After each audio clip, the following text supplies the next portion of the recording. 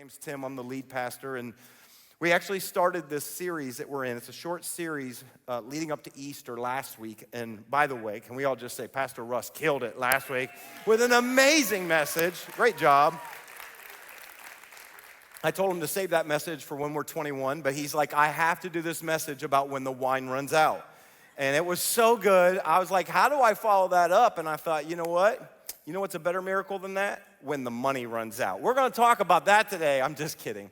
We're not going to talk about that today. That'd be great, though, huh? Some of you like that. No, we are talking about Jesus. And I think it's appropriate for us to put our attention on the person of Jesus. And here's what I found out about Jesus. He is probably one of the most polarizing figures in human history. And I know some of you are like, what? No, everybody loves Jesus, right? Well, actually, in his day and even today, it's not. People have been divided on Jesus, and here's partly why. Not because he wasn't an amazing teacher, one of the greatest teachers, not because he didn't have amazing things to say. Do you realize how much of our society is built upon things that Jesus taught? Okay, it's not because of all those reasons. It's actually because of the miracles that he did that people are so divided. And here's what I found when it comes to the miracles of Jesus, that it inspired both hope and hate. Here's the thing. If you needed a miracle and Jesus did it, it changed your life. Like you had hope at that moment. But if you were someone who struggled to believe in him, it gave you a lot of trouble. Like it was really challenging. Like I don't know what to do with Jesus because, you could say he's a great teacher, great moral leader, but then here's the problem. He did supernatural things that no one else can explain. And so it's kind of left us in this kind of weird space when it comes to Jesus. Like, how do we address Jesus? And one of the things that Jesus was always inviting us to do was to put our faith in him because he said he came from the Father. Now, I don't know how you feel about that. I don't know how faith resonates within you. But I found that for all of us, faith is kind of complicated. It's a complex term, right? In one sense, it's really simple, right? We understand faith is like just belief. It's believing. Okay, I get that. But can we also agree that faith is kind of confusing? It's kind of complex. Like, can I just be one to admit, maybe this is bad for a pastor to admit, but there are times when I have a lot of faith. And I feel like, man, I believe God, and I believe all the things that he's done, and I believe he still can do them. There's times when I'm that. Can I just tell you, there's also times when my faith is really down here. There's times where I've got a lot of doubts. I've got a lot of questions. There's times where I'm going, I think I got it right, but I don't know. And so I have found that faith feels like it's like up and down. And I think sometimes we struggle when it comes to understanding faith. It's confusing. Can I just tell you what I think will unlock the key to faith in your life? If you're someone that's here, you're watching this, and you're going, I'm not really a person of faith. I'm glad you're tuned in. I'd have a lot of questions too. If you're here in the room and some of you are going, yeah, I used to, but I'm not really sure what I believe. I'm glad you're here. This is the perfect message for you, okay? I believe the key to unlocking faith is not learning more, but it's experiencing Jesus. It's experiencing the life of Jesus that will actually be the starting point for faith. And I want to show you that today. And so if you have a Bible, if you bring one with you to church, I'm going to be back in the book of John. In fact, this whole series, we're kind of basing it from the book of John. You know, one of the things that's cool about John was one of Jesus' closest friends. John was not someone who necessarily believed Jesus was anything more than a man. And John spent 3 or so years of his life with Jesus. And while he did that, you know what changed John's mind about Jesus? It was the signs and the miracles that Jesus did that changed everything for John. It wasn't the teaching. They had other good teachers. It was the miraculous, the supernatural. In fact, maybe you don't know this, but the entire Gospel of John, that was John writing an eyewitness account of what he experienced. He puts it all together in really defining 7 signs, 7 miracles that really would help you and me believe and have faith in him. And so I figure while we're doing a series called Miracle Worker, let's look at them. And so we're going to be in John chapter 9. I want to start with verse 1. By the way, can I just say this? This is hands down my favorite miracle that Jesus ever did. This is my favorite personal story. And you're going to see that when we go through it. John chapter 9, verse 1, it says this. As he, that's Jesus, went along, he saw a blind man from birth. His disciples asked him, Rabbi, who sinned, this man or his parents, that he was born blind? Now, to us, this probably sounds like a really odd question, right? It's kind of weird. Like, whose fault is it that this guy is blind? Now, to us, we have scientific technology and advancements today that we understand that sometimes things go wrong in development, and we understand that there's sometimes defects. We understand all of that because that's a fact of life, okay? We understand what happens in deficiencies genetically because of the science we have. Now, back in this day, they did not have the scientific advancements that we have today. So here was their modus operandi. This is what they believed, okay? If there wasn't a natural explanation for something, then it must be caused by supernatural. If you could not explain it in the natural, it must be caused by the supernatural. So here's what they basically believed. If you got sick, or if you had a disability, or if you had something really bad, a disease that happened to you, it was your fault. That God or the gods was getting you. That God was punishing you. You know what's interesting today? A lot of people still believe this.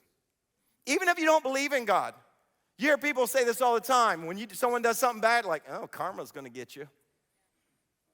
You know what they're doing? They're appealing to the universe. Some kind of equilibrium force in this world that's gonna balance it all out so that when you do something bad happens to you. And so this was their thought going into it. They thought that when something bad happens, it's your fault. Here was their problem. He was born this way.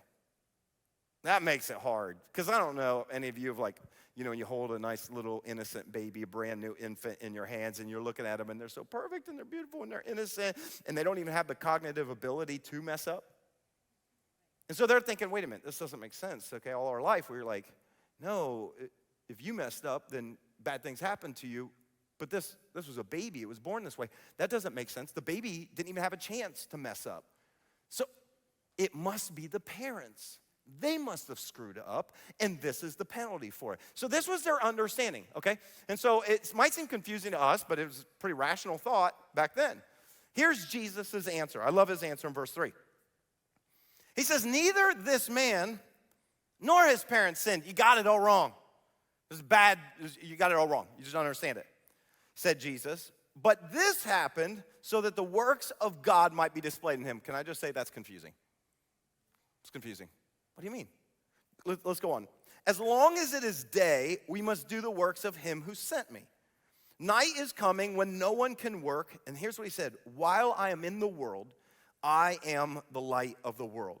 See, this is kind of weird, right? Because Jesus says none of them sinned. That's not the problem. But what Jesus was trying to express in this really kind of confusing part is he's trying to say, this is the reality of living in a broken world. And oh, by the way, this is the reason why I came in the first place. If you want to know why I showed up, it's because the world's broken. It's because the world's full of pain.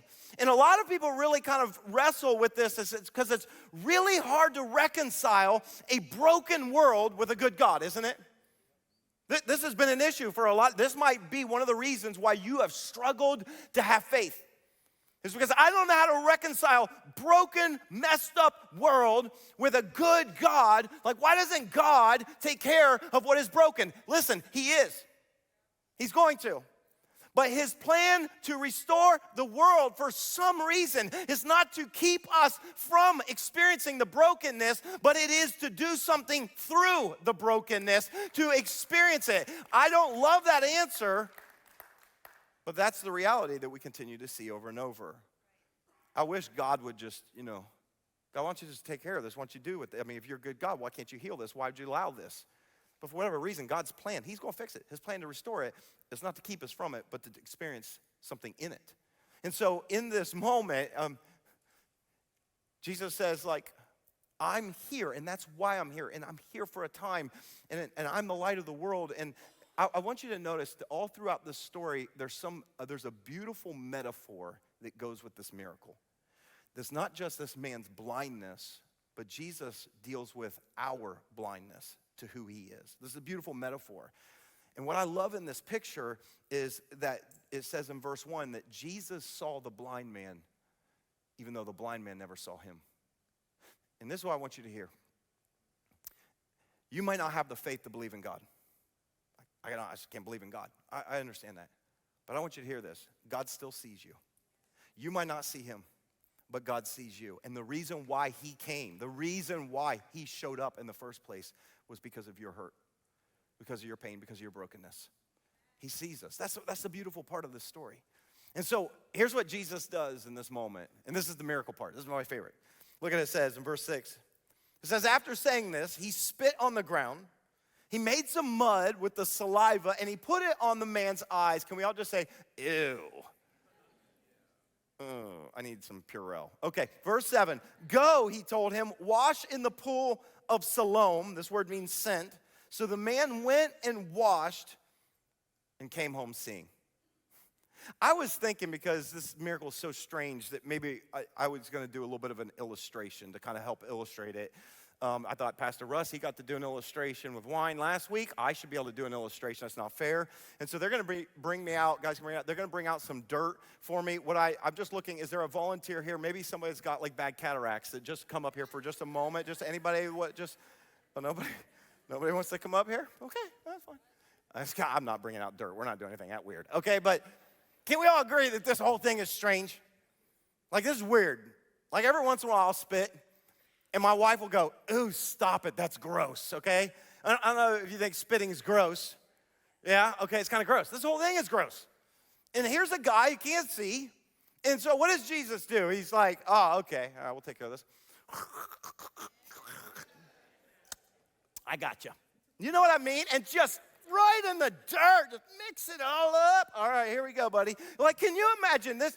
Can we all agree that this is weird, right? In fact, it's so weird. Can I just tell you this? I think it's really weird to most of us probably because we don't have superpower in our spit.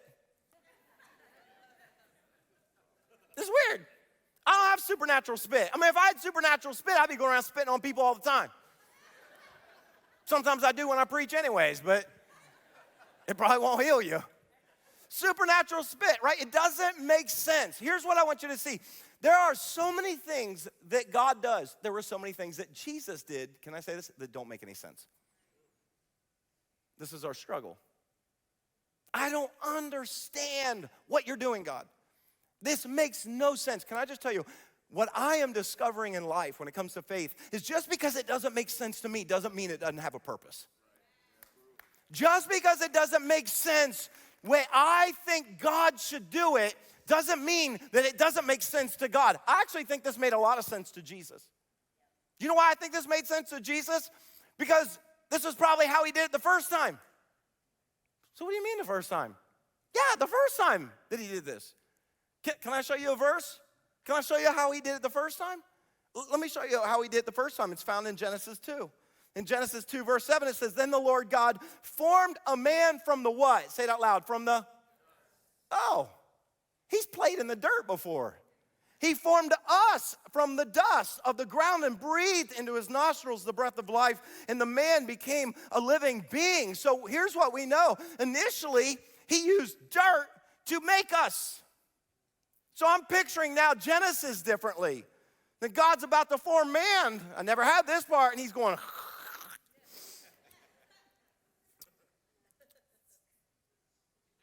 see, he has supernatural ability. What he did was he took something natural and then he put the super with it and it actually formed and created something. So if God created us from the dust in the first place, maybe it actually does make sense that Jesus can recreate the man's optical nerve from the same thing that he made us in the first place.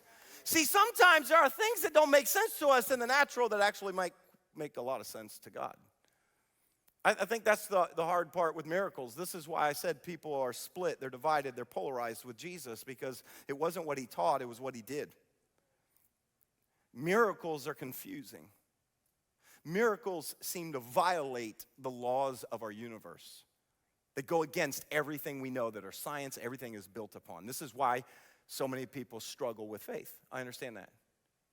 But I wonder if we could look at miracles differently. I love this quote I came across by Timothy Keller. He's a well-known theologian and was a pastor for years. He said this, we modern people think of miracles as the suspension of the natural order, But Jesus meant them to be the restoration of the natural order.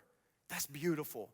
See, what if when Jesus showed up, and that's why he said, I'm only here for so much time, guys. I'm not here long. But there's so much darkness and pain in the world. I'm the light of the world. And when Jesus shows up, he does miracles. Everybody's like, no, you can't. That doesn't make sense. And Jesus is like, I'm actually just trying to restore things the way they were. That's what I'm trying to do. I'm just trying to restore things. And maybe the reason why some of you have just really struggled with faith is because how am I to believe that? I understand that. I understand that. That's the way his neighbors felt. Look at verse 8. It says, his neighbors and those who had formerly seen him begging asked, isn't this the same man who used to sit and beg? Some claimed that he was. Others said, nah, he just looks like that guy. But he himself insists. He's like, no, it's me. I can actually see now. And look at verse 10. Look at verse 10. How? Everybody say how with me. 1, 2, 3. How? I want you to remember that. How then were your eyes open, they asked. He replied, well, it's pretty simple, actually. The man they called Jesus made some mud and put it on my eyes. He told me to go to Siloam and wash, so I went and I washed, and then I could see. That's that simple. That's all you had to do. See, here's the thing. For most of us, as well as for them, that's not a good enough explanation. Let's be honest, right? No. I need to know how. Well, I told you how. He made mud. I don't even know how he made it. The good news is he was blind. He probably didn't see Jesus. He'd have freaked out if he saw that. He made mud, and he put it on my eyes. Yeah, but see, we know that doesn't work because for those of us who can see, when you get dirt or mud in your eyes, it doesn't help you see better. It actually makes it worse. So how is it that he put mud on someone's eyes and now he can see better? That doesn't make any sense at all. And here's the thing. How, this question is one of the things that really causes us the most trouble when it comes to faith. And so much so that they refuse to believe in him. Some of them were like, oh, it's his doppelganger. He just looked like him. That's not him. There's no way. And I think this is the challenge of faith. One of the things I wanted to do, and I've actually shared this concept years ago. A lot of you are new, so it'll be brand new to you. But this story really helps me try to understand the challenge, the problems that come with faith. And so I want to take a moment and I want to kind of maybe illustrate this if I can. When I think about faith, this is what I think about. I don't know what you picture, but when I think about faith, I kind of picture this massive gulf. Let's imagine that you're on this side and that God's over here, right? I don't know if this is what faith feels like to you, but when I hear people talk about faith, it feels like you're standing on the edge of a cliff and you're being asked, if you're going to believe in God, to make this big leap to the other side that's really too far to jump. Okay, maybe there's a God over there, but I just have no way of getting there. This is okay when it comes to faith. And I think this is the leap of faith that's hard.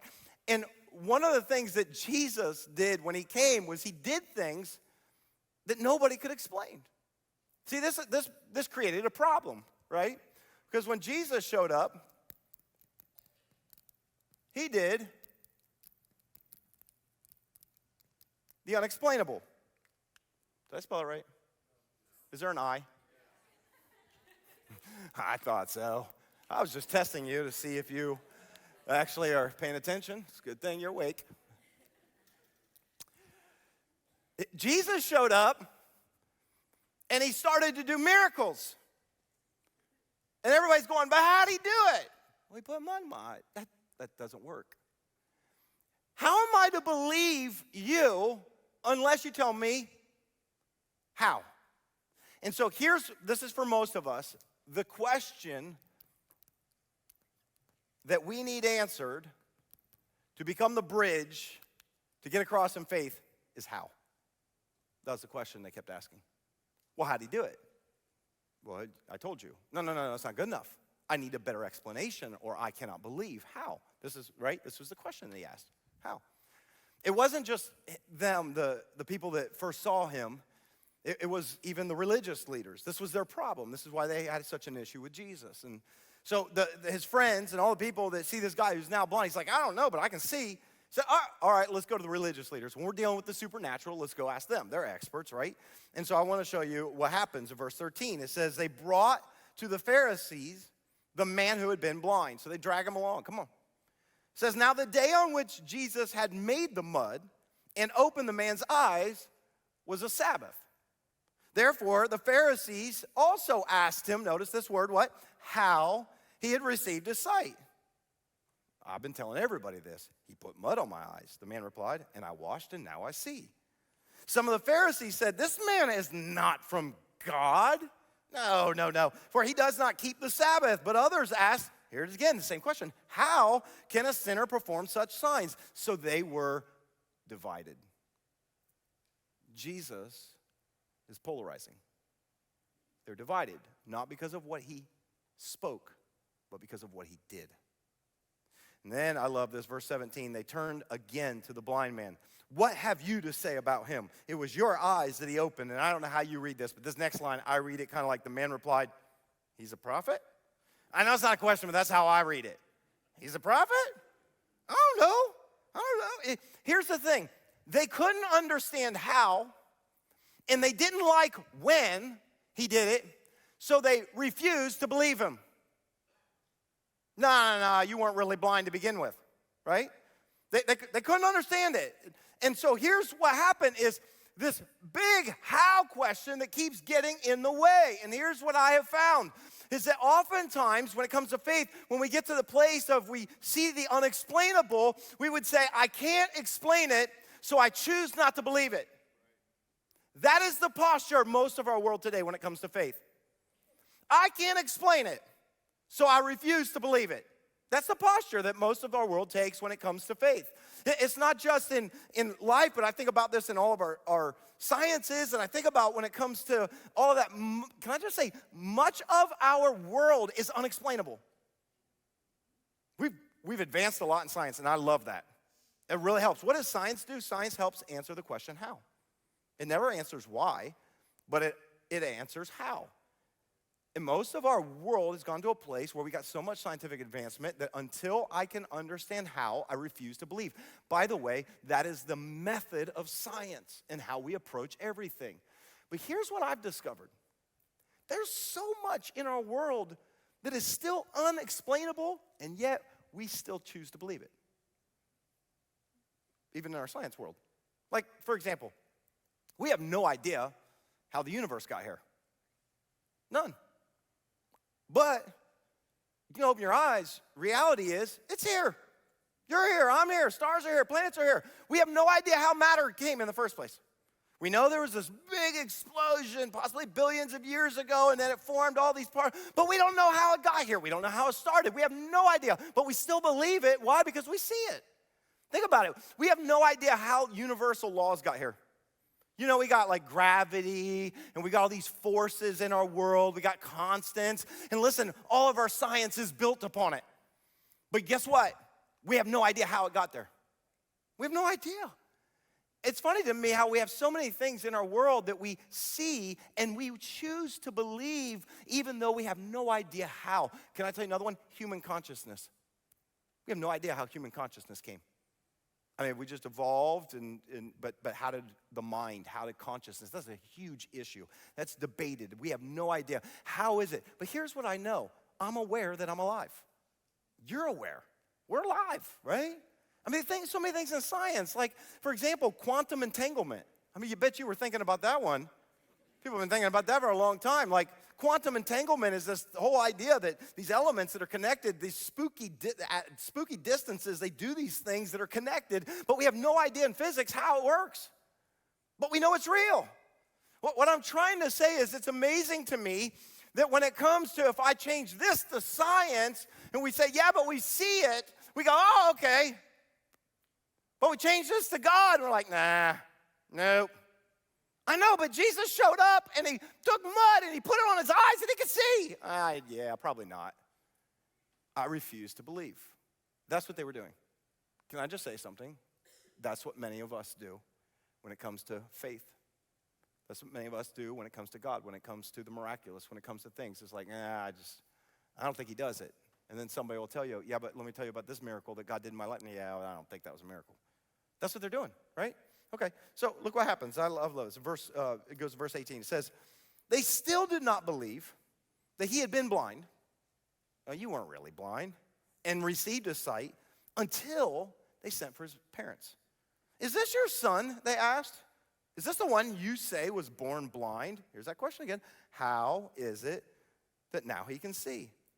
Here's their answer. We know he's our son, the parents answered, and we know he was born blind. Trust me, we know it. Verse 21, but how he can see or who opened his eyes, we don't know. Ask him. He's of age. He'll speak for himself. They're like, leave us out of this. Now look at verse 24. Here's what they did. A second time they summoned the man who had been blind. Here's what they said. I love this.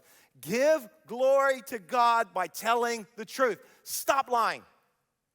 That's what they said. Stop lying. We know you're lying. Because if Jesus was really from God, he wouldn't do this on the Sabbath. Oh, he wouldn't. Yeah, he wouldn't do this on. You know what? I always love when it comes to this? Here was their problem. This is always what the religious leaders had. They had this problem. Was that Jesus never operated inside of their God box. In fact, what I found is that Jesus, you know what he always loved to do? I want to blow up your box. That's what Jesus, I'm going to blow it up. How'd he do that? He'd spit in the dirt and make some mud. Jesus, can you heal him? Yep, hold on. Whoa, what are you doing? See, this is the problem. Most of us that even kind of will begin to reach for faith, we're like, okay, God, as long as you operate within the way I think you should operate, then I'll believe in you. And God's like, why are you trying to tell me how to do this? God's like, I'll blow that box right up. So here's their problem. They're like, give glory to God, stop lying, tell the truth, right? They said, we know this man is a sinner. And I love his reply. He replied, whether he's a sinner or not, I don't know. But one thing I do know, I love this line. I was blind, but now I love it. I have no idea if this guy's from heaven, from hell, a sinner, a saint. All I know is that I was blind and now I see. Here's what he said. I can't explain it, but I can't deny it. I can't explain it, but I can't deny. And here's the thing with faith. The whole essence of faith is that it operates in a space that you and I can't explain. That's the challenge of it. Faith operates in a way where you and I cannot explain it. I can't explain. I can't understand how Jesus would say sometimes to people that by your faith you'll be healed. I don't understand that. Okay, I can't explain it. And here's what I found, the critical world of people who have faith. A lot of times will say that your faith isn't real, it's just blind ignorance. When somebody says to you that your faith is blind ignorance, because that's sometimes what people call faith. They say, if you're a person of faith, you believe in God, there's no real evidence, there's no real this, that's what people say, right? That you're misled, you're unintelligent, you're dumb, if you have faith. This is what people think, it's blind ignorance. Can I just tell you something? My faith is not blind because this man is not blind. My faith is not blind because this man is not blind. It's just blind ignorance. No. There's a guy who was blind. Jesus spit, made mud, put it on his eyes. He washed it, he could see. See, the challenge is that most of us, when it comes to faith, are dealing with the unexplainable. We're going, I can't bridge to the unexplainable, God. And so here's what God did. God said, okay, I'll send my son Jesus. And he'll show up among you. And he'll do things that will blow your mind. Supernatural.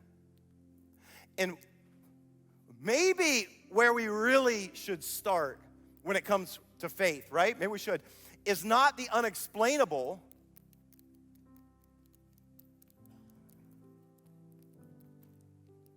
but maybe it's the undeniable. Some of us are hung up on the unexplainable. If I can just understand how this all works, then I'll believe in God. You're never going to be able to figure that out. But what if we started with that which is undeniable? I was blind and now I see. There's evidence of God all around us. I wonder how many of you who struggle with faith, I wonder how many of you have maybe had these undeniable moments in your life that you have forgotten. I think we've all probably had some kind of moments where maybe when you were a kid, you had a moment where you were so convinced and sure that you experienced and felt the presence of God. It was more real to you than the person sitting next to you. But then you had some bad things happen. Then some prayers didn't get answered. And then all of a sudden, I guess I don't believe anymore. There's no God. But what about that moment?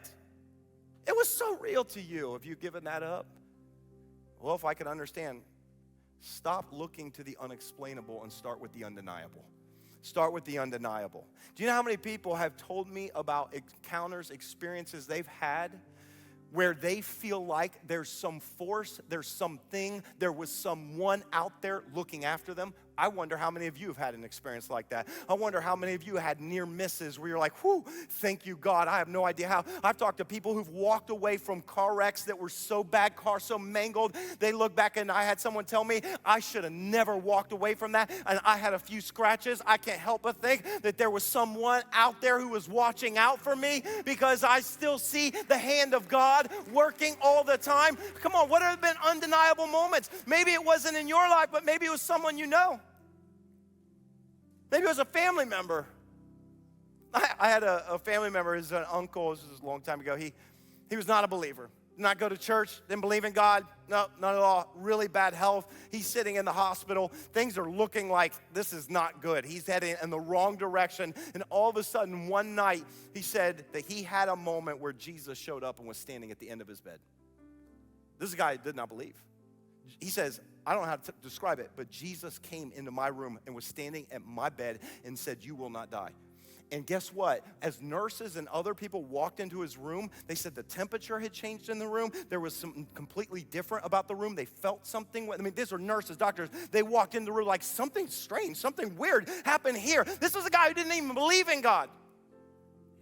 My guess is that probably all of us have had some moments where we're kind of going, I don't know, I can't explain this, but I can't deny it. Can I just tell you, there have been so many things that have happened in the life of our church over the last 20 years that I can't explain that God has done. There have been miracles.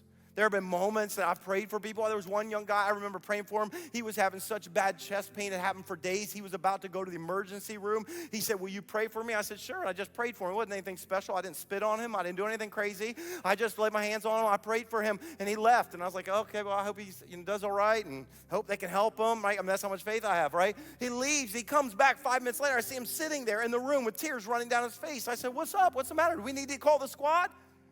He's like, no, right after you prayed for me, the pain left instantly. And by the way, it never came back. He never had to go to the doctor. He don't know what happened. I can't explain it. All I can tell you is the moment I prayed for him, something happened. I've had a few moments where God would lead me and he'd give me kind of like this word. I don't know how to describe it, or a sense of like, I want you to pray for this for our church. And I remember this has happened more than once, a couple times. That I feel God in a moment would say, hey, I want you to pray for, there's some people in your room that have been struggling with infertility. And this has happened more than once, a couple times. And I've said, hey, if you're struggling with that, I don't know why, but I want to pray for you. I feel like I'm supposed to pray for you. Multiple couples that we prayed over, and guess what? Who had gone years of infertility treatments and could not get pregnant. Multiple couples within 1 month all got pregnant. I don't know how to explain that. All I can say is be careful if I pray for you.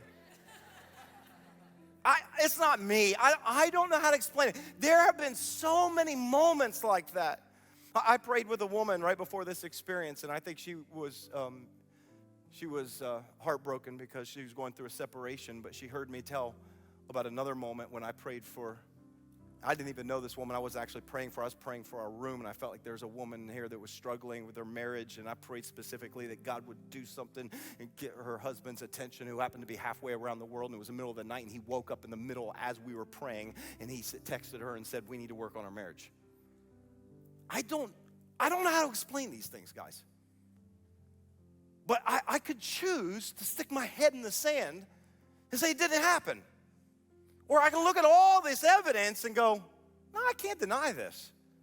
Someone out there did something. I think the problem is if you struggle with faith, maybe you're like the people in this story. Maybe the problem is you're asking the wrong question. Maybe we're asking questions that God has no intention of answering. That's why I love what happens after basically the religious leaders kick this man out. They think he's lying.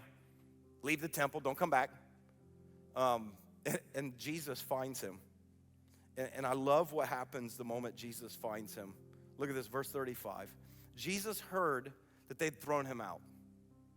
And when he found him, notice this, he didn't ask him, do you know how you were healed?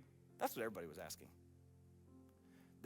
He asked him, do you believe in the Son of Man? That was Jesus' favorite phrase for himself. He didn't say, do you know how this happened to you? That's what everybody asked. No. Do you believe in the Son of Man? And I love what he said, verse 36. Who is he, sir? The man asked. Tell me that I may believe in him. Now you have to understand, Jesus saw this man. He never saw Jesus. He was blind. He never got to see him until this point. And it says in verse 37, Jesus said, you have now seen him. In fact, he is the one speaking with you. And the man said, Lord, I believe, and worshiped him. Why do you think he believed? Because Jesus healed his eyes. Undeniable. Never understood how, but he experienced the undeniable. And I just wonder if maybe, if you're wrestling with faith, or you're in that place, maybe you've been asking the wrong question of God. God, why did this happen? That's a question we ask him all the time. How could you let this happen to me? How do I know that you're real? I mean, it's a valid question, but I wonder if we're asking the wrong question. See, I think humanity is often asking the wrong question. How did we get here? God's like, I can't tell you that. Blow your mind. A little confusing. How did you heal this man's eyes? Yeah, I can't explain it to you. I wonder if we're asking the wrong question. You see, we're stuck on how. But what if we got the letters mixed up? What if the thing that has become the roadblock for many of you to have faith in God is you've just been asking the wrong question? What if it's not how? But what if it's supposed to be who?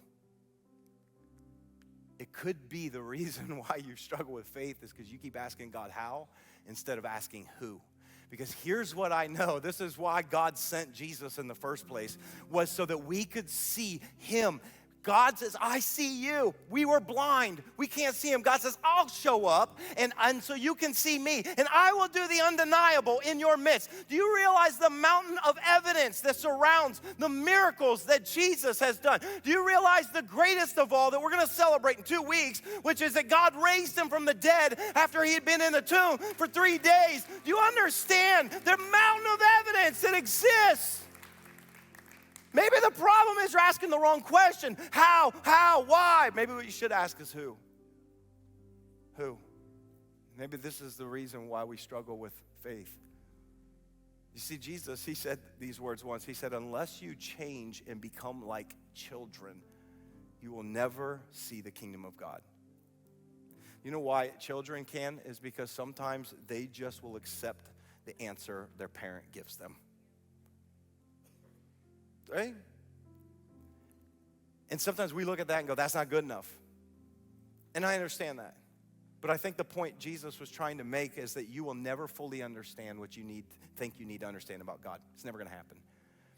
Unless you actually take the posture of a child that says, because I trust the who, I don't have to know the how. I have faith in who Jesus is. My faith is built on the undeniable, overwhelming evidence of Jesus. It's not some wishful thinking. I believe there's a creator God and I hope there is one and I want there to be an afterlife. No, the reason why I believe in eternity is because Jesus proved death cannot stop him. See, I have my faith, but my faith is built and based on Jesus, and what he proved is undeniable. And when you get to that place, here's what I found. You can trust God with the mystery. I don't know, but I know who. I don't know how God can heal, but I pray for it. You know why? Because I know who can heal, Jesus. I don't know how God's going to provide in certain situations, but you know what I know? I know someone who can provide, and so I trust in Jesus. This is the essence of faith, and so I don't know if you're in a place where you've been wrestling with faith and you've had every excuse and reason that has kept you distant from God and believe, I cannot make the gulf. I would challenge you, stop asking how and start asking who can do this, because it changes everything. Amen? Come on, stand to your feet with me today. I want us to have a moment where we can connect with him. I'd love for you just to bow your heads, close your eyes for a minute. Maybe you don't know God, you don't pray.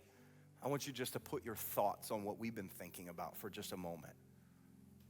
I want you to just think about all of the things that have been roadblocks for you to trust in him. But I want you to also think about all the undeniable moments that have happened in your life. People you know, people you love. Things you can't explain, but you also can't deny. God, I pray right now for every person under the sound of my voice in this room, watching online, that God, no matter where they are when it comes to faith, I believe right now that by your Spirit that you are giving them enough faith to fully trust in you. They're giving you the faith. You're giving them the faith to say yes. You know, for some of you, today might be the starting point for a real relationship with Jesus. You know how that happens? It happens through faith. And you don't have to have a lot of faith. And listen to me, you don't have to have all these big questions answered. There is still mystery. Can I tell you, I still live with mystery.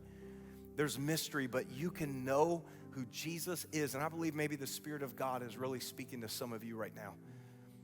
That maybe there was a time when you felt like you knew him, walked away from him. Maybe there's a moment where faith is being resurrected inside of you. You know, it only takes a small amount of faith. You only have to take the posture of a child and say, I surrender, I submit to you, Jesus. If that's your desire today, if you say, I want to take the step of faith with God today in this place, I want to ask you just to say a simple prayer with me. It's not the words that are magical, it's the faith that you bring to this moment. And so if that's your desire, would you just say, Jesus, today, I believe in you. I put my trust in you. I trust you with the how. I trust you with the why. I trust you with what. But I believe that you came. You demonstrated your power. You expressed the heart of God. You enabled us as humanity to see God. And in this moment, thank you for seeing me. I put my faith in you. Maybe just tell them, today, the faith I have, I put it in you, Jesus. I want to begin a relationship. And God, all the questions that I still have unanswered, I ask you to begin to help me to reconcile through a relationship with Jesus.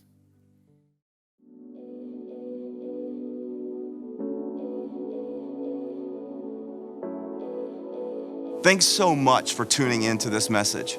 I hope that it encouraged you and inspired your faith. If God is doing something in your life, would you take a moment and let us know? We want to connect with you and we want to be able to pray for you. All you have to do is shoot us an email to hello@thex.church, or you can always send us a DM on one of our social media platforms. And if you know somebody that would also be encouraged by this very message, why not take a moment and just share it with them right now? And as always, I want to say thank you to every single person who so generously financially supports this ministry so we can continue to get messages like these out to people all over the world. We believe God is building something special and you're a significant part of it. Until next time, have a great day.